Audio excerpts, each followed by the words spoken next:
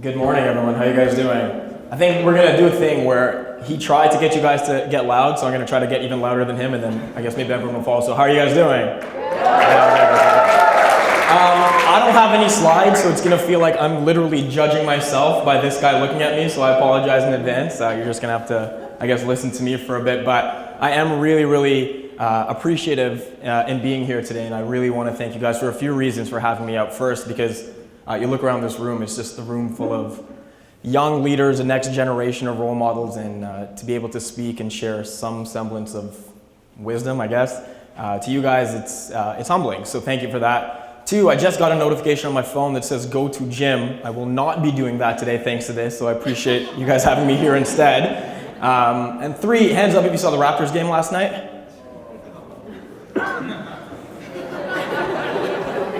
Being here today means I don't have to talk about that at work, and honestly, I don't know what the hell happened, so I don't know what the hell I would say, and so I'd rather be here today. So thank you guys very much for having me. If you haven't figured it out, I am a sports anchor for Sportsnet, which is a fancy way of saying I get to talk about sports, wear fancy suits, and honestly, I've come around to it, put on some makeup every single day, and couldn't be more appreciative of my job. It is literally the dream job, and when I look back at when I was 8 years old, this is what I wanted to do, but the decision to do this didn't come when I was 8. It didn't come when I was 20. It came a lot later in my life, and it was because of this decision I made when I was 16 years old. Hands up if you're 16, 17 right now. You guys are in and around that age, right? So it's a pretty cool age for a lot of reasons. When you're 16, you get your driver's license. Who has their G1? Awesome. I will be avoiding a lot of these roads. No, it's a pretty cool feeling to get your driver's license. It's empowering. You feel some semblance of independence. It's pretty good. What else is cool? Who has a job? Nice. Yeah, 16. Like, I think that's the legal age wherein you can get your first job. My first job was at the Mississauga YMCA in Mississauga, where I got to play sports with kids. It was kind of written, my future, but it was pretty cool. So I was a pretty active 16-year-old for a lot of reasons. I imagine you guys are as well. I played a lot of sports. I played hockey, played baseball, I played soccer, I swam, and if we can keep secrets, I figure skated as well. And now that I have your trust, I can also tell you that I was involved in the arts as well as heavy into musical theater and acting and drama and all those things. Mentioned the job, I mentioned the volunteering. I imagine you guys have these lives as well, but it was a pretty busy life for a 16-year-old, and at times it felt a little tiring. So much so that my body started to break down a little bit until it actually did. And I'll take you back to the day that changed my life. Sometimes we can't point to a single moment that our life changed, where I have a single moment where my life actually changed. So I was 16 years old. I was ready to go out with my family, and I lived in the basement of my house. The reason for that is I have two sisters. They lived upstairs, and again, just needed to get away from all that fighting. So I was walking upstairs, getting ready to go out. I was probably the last one to get ready because the hair, right? And I was probably getting yelled at, and I remember trying to run up the stairs, and all of a sudden I just kind of fainted. And I woke up, and I was in a hospital in Mississauga with wires attached to me and all this beeping sound around me, and I had no idea what was going on. So I remember the doctor saying that night that you have to stay here for the night, and we're going to try to figure out what's going on and give you some more answers tomorrow, which is something you never want to hear. The next morning I woke up, they transferred me downtown to Sick Kids Hospital, where and immediately I knew something was wrong. They put my parents and I in this room, and I remember the details of this room very, very vividly. The walls were a very ugly dark green. There was some yellow wallpaper. There were some children's toys there and magazines, and I was looking for a distraction, and I couldn't get one. This is a hospital that really services a lot of younger children, and they do the best job in the world at doing that. But for someone who's 16 that was still in there, it wasn't easy to be distracted. But luckily, we didn't have to wait very long before the doctor came in and told us the news. And without hesitation, he said, "Faizal, you have cancer." What? "Faizal, you have cancer." Life-changing words that nor my family or myself will ever forget. And while the moments immediately after that were a huge blur, I remember trying to shake off my thoughts and look around the room, and my parents were almost instantly in tears. And to see your parents feel emotional to that degree for something that, one, nobody could control, and two, something that happened to you, it's kind of this helpless feeling. And I made a decision for some reason, some semblance of rational thought came to my mind, and I made a decision that day that I did not want to see them like that at all through the course of whatever this was going to be. And at this point, we really had no information other than, Faizal, you have cancer. There's a tumor growing on your heart that is 2 times the size of it. We have to figure out what to do. I didn't want my parents to have to go through that feeling again. So I made a decision that day that whatever we went through this illness, we were going to be positive through it, and that was going to come from me. I was going to be the one to lead that positive change because everyone would be looking at me for that. Understandably, people would come in and be upset and be sad and be emotional and sympathetic, and I didn't want any of that because my parents growing up used to tell me that if we take a step back at everything that comes in our way, we would never progress because everybody goes through obstacles. To me, this was just going to be another obstacle, another mountain to climb, and we were going to get through it. So the course of action was this. I couldn't leave the hospital for 3 weeks. We started chemotherapy immediately, and when I asked what that was it a pill, was it IV? They said it was a little bit of everything, but the first instance is going to be a shot in your leg. What? What's going on? So it was a bit of a shock to start this right away, but I had no choice. I wanted to live. And this was what we had to do. So we spent 3 weeks in the hospital immediately getting chemotherapy, getting my body beat up through every means possible. Shots in the leg, shots in the chest, shots in the arm, shots in my back, everything, because the course of treatment was very heavy at the time because this tumor was so big. But through it all, we managed to stay positive as possible. And more so, we decided we were going to continue to go through school. I was just getting into grade 12 at the time, obviously a very crucial year. A lot of you guys will know that because university was upcoming, and I wanted to go with my friends. I wanted to live that life like all my friends were doing. So I decided while getting treatment, I was going to go through school as well.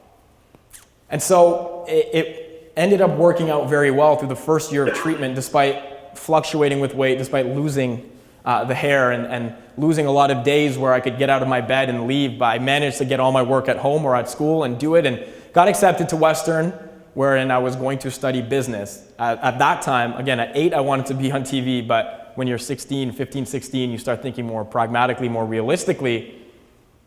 And so business seemed like a sensible option. It was something I enjoyed at the time, and I thought, all right, this is what I want to do. So I got accepted into the pre-Ivy program at Western, and life was set. Life was pretty good. At that time, we were about a year into treatment following that grade 12 year. It had worked for the most part, that the tumor had subsided and nearly gone entirely from my body. And I was ready to just kind of celebrate that summer, hang out, and then start this next phase of my life. I still had a year of treatment left, which I was going to do in London when I moved to school.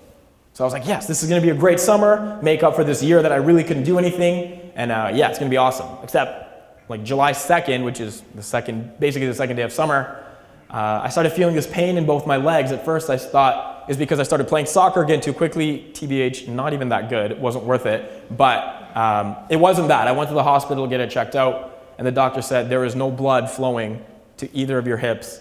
We have to operate. And I said, okay, cool. When? They said, like, now. I said, okay. Can I text someone? No. They're like, no, we have to take you to the operating table now. And what had happened was, because of a treatment they had given me to stop the cancer, I had too much tissue kind of building on top of my hips. It's a long, complicated procedure. It's not really worth getting into. The short of it is that they drilled 2 holes in my hips, and I was basically on bed rest for the entirety of that summer. So I just spent my last summer, basically my last school year at home, going through this treatment and going through hell, and my body getting its butt kicked back and forth. And I had this summer where I could finally kind of recover and get back to being a teenager before I go to school, and then this comes again. And this time my parents, sat me down. Well, I was already sitting, I couldn't move. They kind of had a conversation with me about actually taking the year off school of Western, deferring my acceptance, and letting the recourse kind of do its thing and then going. But I told them that day that if I could walk before I leave, I'm leaving, because I remember the words that they said. If you step back at every obstacle that comes in your way, even if it's not physically, you're not going to progress. They were not happy, but that's okay. They had to support me, and they did, and I appreciate that. But they were hoping secretly that I wasn't out of the wheelchair before I left. But 2 days before I left to go to Western, I was out of the wheelchair and learning to walk with 2 crutches that have left really bad marks under my arms. But regardless, it was a sign that I was ready to go, and so I did. I went to Western, did my first year, and by the end of it is really when life really changed for the better for me. I wasn't really into public speaking growing up. I wasn't really, a big speaker. Of course, you make your projects in school and you do community events and you have to do what you have to do. But for some reason, my residence advisor at Western asked me in maybe the last few weeks of school if I would share my story with a bunch of grade 12 students, much like you guys, that were coming for a tour. And I said, I'd never really thought about that, but if that's something you want, sure. I was a big fan of her. We were friends, and I figured, all right, let's do this. So it was the first time I ever publicly spoke about my story, and by the end of it, the room, they were in tears. And I was in tears because I'd heard, I guess, my journey through a lens that I'd never really looked at it through. And for some reason, it worked with these people. And I kind of parlayed that into a motivational speaking business and started gaining more and more confidence to speak. And a funny thing happened is that the more and more I spoke about my story and the more comfortable I got speaking, the more and more I thought that I can maybe make a career out of doing this. Not particularly about talking about my story, because it's not something I wanted to do, all the time, but maybe speaking in general is something I could do in some capacity. And I thought about what makes me the happiest when I speak. What is something I always want to talk about? We kept coming back to sports. So fast forward a few years, and by then I had my chemotherapy had been done, but I had many surgeries as a result of that. I told you the two on the hip. I had both my shoulders operated on. I had my chest operated on as well. But by the end of 5 years, we were ready to graduate with a degree in psychology, degree in business, which is a long story for another day. But regardless, we were nearly at the end of this phase of my life, and I thought, what do I want to do next? What do I want to do next? And again, I kept thinking back about what makes me the happiest, and it was sports. And it was talking about them. So in my last couple months of school, I started a sports blog just to see if I had anything related to what it takes to kind of get into this industry. And it took off to a degree and gave me the confidence to apply to a sports broadcasting college. I got in, which was great. It was a 2-year program. And in my second year, Sportsnet came to my school to seek me out, to hire me while I was still there. And it was a very surreal experience, and one that I would never have imagined happen given where I was less than 10 years earlier. And so I signed with them. My first day, they said, get your eyebrows done, they're too thick. Our audience doesn't like it. I said, this is real, okay, let's go about and do this. But the lesson here, it's a very simple lesson. You guys are in high school. I was there, I guess, long ago, but really not that long ago. And being 16, being 17, being 18, sometimes it seems like the most difficult age in the whole world, because it seems like every problem is just magnified. It seems like we take everything and kind of blow it up to be the worst thing in the whole world. Well, it's not the worst thing in the whole world, because I went through something that most people would deem to be the worst thing in the whole world. I had my body completely messed up because of an illness that I didn't choose to have. I didn't do anything to have it happen to me. It just kind of happened. But that's what I said. Life sometimes just happens, whether you want it to happen or not. And I look back and everyone will say, oh man, that must have been the worst thing that ever happened to you. I say it's the best thing that ever happened to me, because if I don't get sick at 16, I don't have a perspective to think differently at such a young age. I don't have this weird desire to want to stay positive and be happy in life at such a young age. If I don't get sick, I don't get a chance to share my story to a bunch of grade 12 students coming to Western to see if they want to come there or not to study/party, and I never start speaking publicly. If I don't start speaking publicly, I don't get the confidence to know that I can do this. If I don't get that confidence, I don't have my job today, a job that I really believe is my dream job.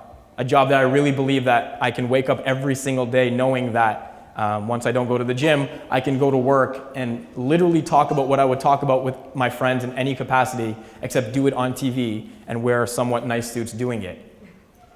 A decision I made at 16 changed my whole life, and that's what I want to share with you guys today. I think it's important sometimes to understand that life is not over with one bad test, one bad exam, one failed relationship, one Instagram post that doesn't get X amount of likes. It's not the end of the world.